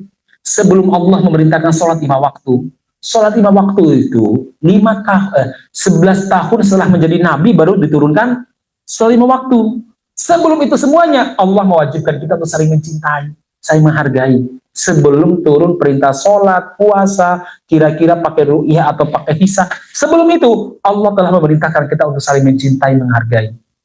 Jadi Anda mau pakai ru'yah atau hisab, yang penting Anda saling menghargai. Mau miring, tidak miring, yang penting saling mencintai. Setelah saya jelaskan itu, akhirnya mudah dipahami, kemudian miringnya sedikit, tapi tidak lurus juga, jadi tengah-tengah gitu nih ya. Baguslah ya. Nah setelah itu bulan berikutnya saya ke sana, oleh takmir yang tua-tua, senang banget. Akhirnya saya diminta untuk ngisi khutbah Jumat di situ ya, sekaligus imam. Alhamdulillah bisa akur lagi. Ini loh, dalam masalah perkara istihad, Anda nggak boleh milih imam. Kalau Anda terlibat dalam sebuah jamaah, Anda ikuti jamaah Anda. Kalau Anda tidak di sebuah sholat di masjid, ikutilah imam masjid Anda. Kalau sholat di tempat lain ternyata beda dengan masjid sebelumnya, ikut yang di situ. Jadi pahami sampai sini? Baik. Lanjut. 7. Tolong menolong dalam perkara yang disepakati dan toleransi dalam perkara yang diperselisihkan. Ini penting. Apa kita sepakati? Dakwah. Apa yang kita sepakati? Bantu orang kena banjir. Ya, ini disepakati. Yang diperdebatkan, ya toleran aja. Apa yang kita sepakati? Kita harus melawan kristenisasi. Apa yang disepakati? Udah tolong menolong saja. Kata Syekh Yusuf Al-Qaradawi, beliau mengatakan, nata'awan fi ma ittafaqan alaih. Kita harus tolong menolong dalam perkara yang kita sepakati. Wa nata'adar, dan kita harus saling memberi uzur, toleransi dalam perkara yang kita perselisihkan. Baik. Yang terakhir, menyatukan hati sebelum menyatukan pikiran. Jadi sebenarnya kita ini yang bermasalah itu hati kita. Kalau hatinya sudah cocok, insya Allah pikiran bisa jumpa. Seringkali karena ketidakcocokan dalam masalah hati. Ustadz Bakhtiar Nasir itu pernah cerita begini. Pas suatu waktu ngisi bareng bersama dengan saya di Wonogiri. Beliau cerita tahun-tahun 93-95 beliau kuliah di Madinah. Itu awal-awal muncul istilah salafi. Kan begini, dulu-dulu ya tahun 70-80, yang banyak kuliah di Madinah itu biasanya anak-anak IM atau anak-anak yang dari Harawah dari sini. Ya mungkin dulu dari jamaah apa namanya NI atau apalah. Banyak kuliah ke sana misalnya. Nah, di sana mungkin mereka jadi orang ikhwani atau apa. Nah, kemudian tahun 90-an, 92, 93, mulai muncul kemudian anak-anak salafi. Wah, kata beliau, itu di kelas nggak pernah saling sapa. Di kelas kuliah itu. Tapi yang menarik itu kalau main bola, itu biasa saling senyum-senyum itu ya, pukul-pukul pundak, ayo, semangat ya. Apalagi kalau haflah, makan bareng, itu bisa nyatu itu dia bilang. Saya akhirnya berpikir, ini yang bermasalah bukan pikiran, bukan akidah, tapi apa? Hati sebenarnya. Maka cara menyatukannya apa? Banyak. Satu, hobi. Yang kedua, apa? Makan. Meja makan itu banyak menyatukan orang. Ya. Maka Nabi Muhammad pernah ditanya oleh salah seorang sahabat, ya Rasulullah, ayul Islamu afdal. Islam apa yang paling utama? Apa jawaban Nabi? It'amu to'am, ngasih makan. Awalnya saya berpikir, ngasih makan. Ngasih makan itu kan perkara remeh biasanya. Kok Rasul tidak menjawab sholat tepat waktu? Atau apa? Jawaban beliau, ngasih makan. Ternyata salah dipikir-pikir. Meja makan itu banyak menyelesaikan urusan. Antum kalau lobby proyek, itu enaknya orang diajak makan atau diajak di masjid? Diajak meja makan. Selesai proyeknya itu ya. Ya. Makanya itu, meja makan itu penting. Ya. Sampai Rasul mengatakan, para ulama mengatakan, kalau Anda ingin menasihati orang, istri atau anak, diajak makan. Nasihat setelah makan. Kalau istri cemberut, dinasihati kurang, berarti kurang kuliner, ajak makan di luar. Selesai masalahnya. Kadang masalah itu nggak disuruh-suruh banget toh. Cukup diajak makan selesai. Ya nggak ibu-ibu? Kadang begitu. Kalau lagi marah-marah gitu nih ya, Anda gak usah ikut marah-marah. Cukup dilihat, ya Allah, kok nggak marah-marah sejak kemarin? Dan kenapa? Kamu kalau semakin marah, kok semakin cantik aja gitu. Jadi, kadang hal itu diselesaikan dengan hal sederhana sebenarnya. Makan ini penting sekali. Kebayang nggak sih kalau seandainya ada orang di kampung kita yang satu fasik, yang satu soleh, tapi solehnya bakhil, yang fasiknya suka berbagi makanan, royal dia. Kira-kira kalau orang punya masalah, larinya ke rumahnya siapa? Si fasik. Nah, pentingnya meja makan ini. Hari ini malah justru menjadi politik makan. Dan yang paling sukses dalam masa ini Pak Jokowi. Pak Jokowi itu ada mahasiswa mau demo, diajak makan siang. Mau demo nggak setelah itu? Enggak. Nih, cari cara untuk menyatukan hati. Ya, macam-macam. Terkadang jamaah sekalian yang mudah-mudahan dirahmati Subhanahu wa taala, cara menyatukannya apa? Cara menyatukan dengan perkara sederhana, kadang nikah. Rasul itu sering menyuruh para sahabat menikah lagi maksudnya. Untuk urusan menyatukan hati. Contoh, Rasul itu pernah mengirim Abdurrahman bin Auf sebagai salah seorang panglima pasukan, tapi Rasul mengatakan, Abdurrahman, lakukan dulu dakwah selama sekian waktu hari. Kalau dakwah kamu diterima, maka nikahilah putri sukunya, Fulanah binti Fulan. Kalau ternyata dakwahmu nggak diterima, maka perangilah mereka. Abdurrahman akhirnya dakwah sekian waktu, dakwah diterima, nikah. Ternyata pada zaman Nabi itu nikah politis gak ada. Tapi untuk Islam, paham ya? Jadi nikah itu nggak selamanya karena cinta, tapi cinta tumbuh di atas politik juga. Baik, barakallahu fiikum jemaah. Teman-teman sekalian, saya kira ini mau sampaikan. Udah hampir 2 jam saya berbicara di sini. Mungkin kita perlu ngobrol-ngobrol, diskusi tanya jawab terkait masalah ini. Saya kembalikan kepada moderator untuk memimpin atau langsung? Ya, langsung ya. Baik, kopinya boleh, masih ada nggak di luar Pak? Masih silakan ya, yang sudah habis boleh diambil. Kalau nggak rotinya, oh saya dikasih kopi itu nggak dikasih roti ya? Nggak apa-apa. Just kidding ya.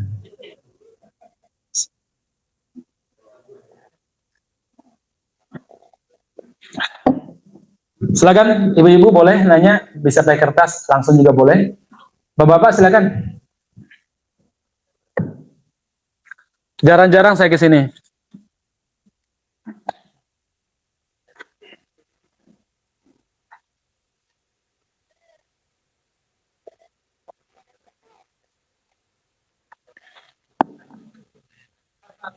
Ya silakan. Waalaikumsalam.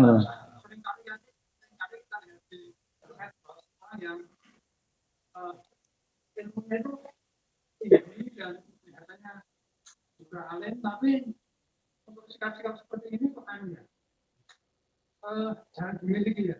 Pertanyaannya, apakah keilmuan seseorang itu linear dengan akhlak yang sikap-sikap seperti itu ya? Baik. Saya mengulangi pertanyaannya. Mungkin ibu-ibu kurang jelas. Kita sering melihat ada orang-orang yang kita anggap alim, tapi dalam sikap-sikap seperti ini sepertinya kurang bijak. Ada apa sebenarnya? Begini jamaah sekalian. Teori itu memang gampang dirafatkan dan dihafalkan. Tapi kedewasaan dalam menyikapi dan mempraktekkan ilmu itu sangat bergantung pada jam terbang, sangat tergantung pada luasnya pergaulan dan kondisi di mana kita berada. Itu penting sekali jemaah sekalian. Misalkan begini, di pondok pesantren misalkan santri-santri sering diajarkan birrul walidain, diajarkan terkait masalah bagaimana menghargai pendapat orang lain. Tapi ketika keluar pondok, belum tentu mereka bisa praktekkan. Kenapa? Karena mereka baru wujud teori. Maka saya bilang begini, ilmu Islam itu tidak bisa dipahami dengan baik kecuali bagi mereka yang terlibat dalam dakwah secara serius. Baru dia paham. Jadi kalau sudah ngajar dan ngisi pengajian, belum tentu. Sampai dia terlibat dalam dakwah, terlibat amar ma'ruf nahi mungkar, berdiskusi, berdialog dengan si fulan. Akhirnya apa? Muncul kedewasaan di situ. Muncul kedewasaan. Maka kita lihat, banyak sekali para kiai itu pun tokoh-tokoh kita, ustaz-ustaz kita, secara banyaknya hafalan hadis maupun Al-Quran, mungkin kalah dengan alumni-alumni yang baru pulang dari Timur Tengah. Tapi mereka mampu menyatukan sekian masyarakat, mampu melakukan islah perbaikan dengan masyarakat. Mereka mampu melahirkan generasi-generasi berikutnya dengan baik. Apa masalahnya? Ini terkait masalah pendewasaan, pengalaman, kondisi di mana tempat kita hidup. Maka jemaah sekalian, yang mudah-mudahan dirahmati Allah Subhanahu wa taala, Rasulullah Shallallahu alaihi wasallam dalam mengajar para sahabat, beliau selalu menyeimbangkan antara teori di meja, maksud di pengajian, dengan praktek di lapangan. Bahkan praktek Nabi 70%, 30%-nya teori. Ajarkan langsung. Contoh, begini, Nabi itu tidak punya ruang kelas. Nabi tidak punya kurikulum, maksudnya kurikulum tertulis. Nah, terus ruang kuliah Nabi di mana? Di jalan. Di mana? Di taman. Di mana? Di meja makan. Di mana? Di kuburan. Di mana? Di medan jihad. Jadi semua tempat dan semua waktu adalah jam belajar dan mengajar bagi Nabi Muhammad Sallallahu Alaihi Wasallam. Nah, disitulah para sahabat hidup bersama dengan Nabi, melihat bagaimana akhlaknya. Kalau mereka bermasalah, Nabi Muhammad langsung mengingatkannya. Tahu langsung, oh ini praktek daripada ilmu tersebut. Ada salah seorang sahabat, ya dia makan ngambil tempat yang agak jauh saat di meja makan. Nabi mengatakan, ya gulam, wahai anak muda, kul biyaminik, samillah wa kul fima yalik. Anak muda, ucapkan bismillah, makanlah dengan tangan kananmu, dan makanlah yang dekat-dekat. Ya, makanlah yang dekat-dekat. Jadi ternyata majelis taklim Nabi itu nggak selamanya di masjid, tapi kadang di meja makan. Jadi ini mungkin Pak ya. Jadi penerapan daripada teori itu masih masih jauh, belum dijewantahkan dalam bentuk praktek. Itu penting. Begitu. Makanya orang terlibat dalam dakwah, terlibat mengurusi lembaga-lembaga dakwah, terlibat dalam mengurusi ormas-ormas dakwah, ormas amar ma'ruf nahi mungkar, biasanya itu lebih bisa memahami teori. Oh, ini mungkin perbedaannya di sini. Begitu, jazakallahu khair. Yang lain?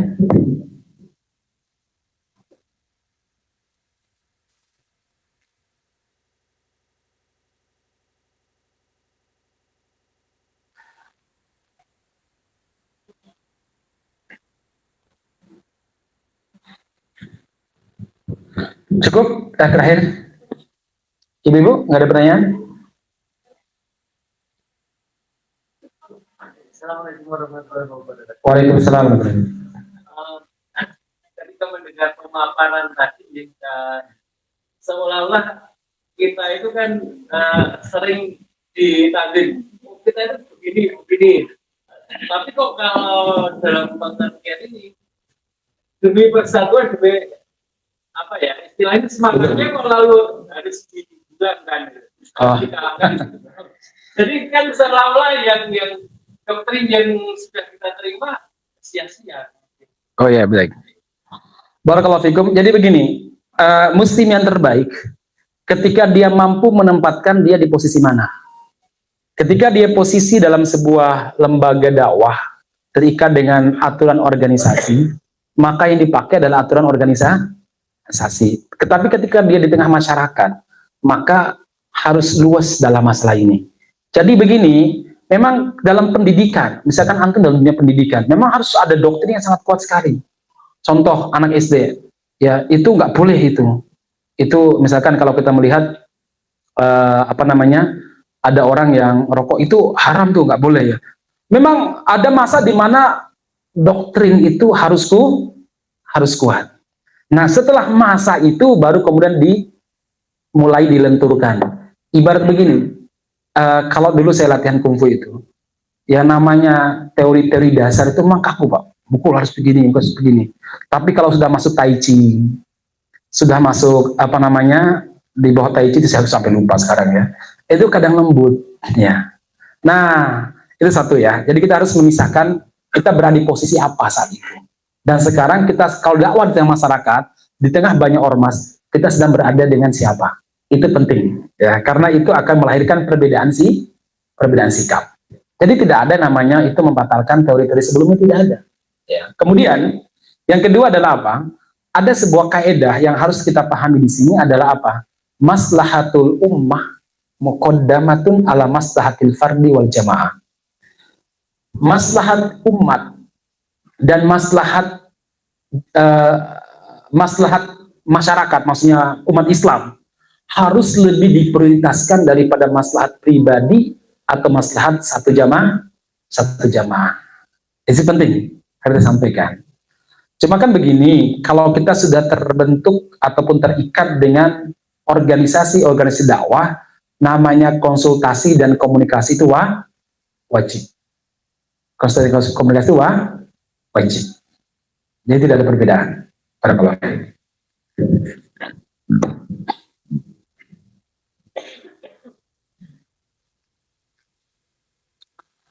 cukup, udah cukup habis juga ya kopinya ya. Baik, jazakallahu khairan, mudah-mudahan bisa memberikan manfaat terhadap apa yang disampaikan. Kira-kira bisa dipahami nggak ya Mas? Ya. Jadi betul-betul ini saatnya kita hari ini betul-betul memperkuat barisan umat Islam. Yang perlu kita pahami begini, saya sering menyampaikan di hadapan para santri saya, mahasantri saya juga pas di kelas. Saya mengatakan begini, sungguh Islam itu lebih tinggi daripada jamaah maupun organisasi yang sekarang kita bergabung dalamnya. Adanya jamaah, adanya organisasi, atau adanya komunitas yang kita bergabung di dalamnya, sesungguhnya dalam rangka menegakkan Islam.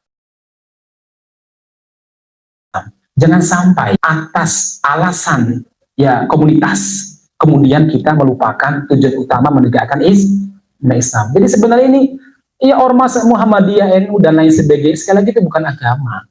Itu adalah alat untuk mengekspresikan Islam. Ada yang kayaknya ekspresi keislaman saya cocoknya di Nahdlatul Ulama. Ada yang mengatakan, enggak, saya cocok di Muhammadiyah. Oh enggak, saya dua-duanya tidak cocok. Saya lebih cocok di dalam dalam jamaah jihad atau jamaah amar ma'ruf nahi munkar. Saya cocok di sana. Ya menurut saya itu sebuah pilihan. Karena sekali lagi masing-masing akan mempertanggungjawabkan dengan ilmu. Ya, kita nggak bisa maksakan. Jangan pada zaman kita sekarang. Zaman Nabi aja sudah ada perbedaan. Kalau saya kadang gini, kalau sudah debat lama dengan teman-teman di sosmed kadang gitu, akhirnya saya berkata begini, Allah dia bagaimanapun dia seorang muslim. Yang dia pahami sebagai sebuah kebenaran dan yang saya pahami bahwa kebenaran dia itu salah di mata saya, ya boleh jadi juga benar sih. Kenapa? Saya gambarkan begini misalkan. Dalam Islam itu ada ruang toleran, ada ruang tidak toleran. Contoh, ruang toleran adalah dari angka 1 sampai angka 100. Itu ruang toleran. Anda mau milih 10, harus begini ya, agak gampang. Ruang toleran misalkan dari angka 50 sampai angka 100. Anda mau milih angka 60, masih muslim. Kalau ada yang meyakini angka 90, masih muslim. Ada yang meyakini angka 51, juga masih muslim. Yang bermasalah itu kalau dia meyakini angka 40. Kalau dia meyakini angka 200, udah menyimpang. Jadi saya kadang melihat, wah ya gimana juga itu muslim sih, udahlah. Itu istihad mereka, itu cara mereka menafsirkan. Kalau kita bagaimana? Ya udah, kita meyakini apa yang kita yakini dalam dasar keilmuan kita. Setelah itu apa? Setelah itu tadi kita tolong menolong dalam perkara yang kita sepakati dan kita saling memberikan uzur ataupun toleransi dalam perkara yang kita perdebatkan. Barakallahu fiikum ajmain. Mohon maaf pada hal-hal yang kurang berkenan. Saya akhiri sampai di sini, dan saya mohon maaf kalau ada hal-hal yang tidak nyaman. Subhanakallahumma rabbana bihamdika asyhadu an la ilaha illa anta astaghfiruka wa atubu ilaik. Walhamdulillahirabbil alamin. Waktu saya kembalikan kepada beliau pembawa acara.